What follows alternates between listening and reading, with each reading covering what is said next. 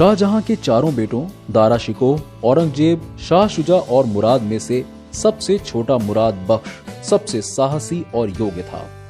शाहजहां के शासनकाल में उसने कई विद्रोह का सफलतापूर्वक दमन किया था, इसलिए शाहजहां ने उसे गुजरात का सूबेदार बना दिया।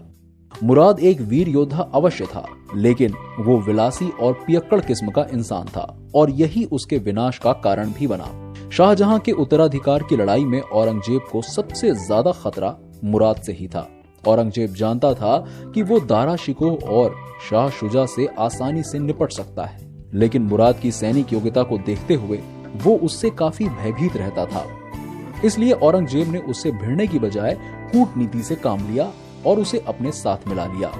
औरंगजेब ने मुराद को प्रलोभन दिया कि अगर औरंगजेब दारा और शुजा को हराने में सफल होता है तो पूरी मुगल सल्तनत का 2 हिस्से में बंटवारा किया जाएगा।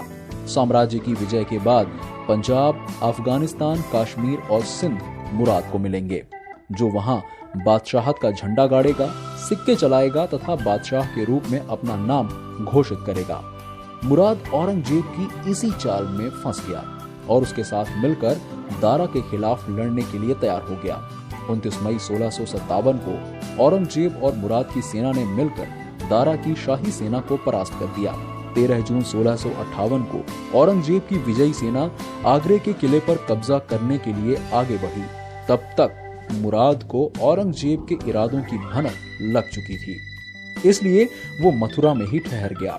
भेद खुलते ही औरंगजेब ने मुराद को बंदी बनाने का आदेश दिया।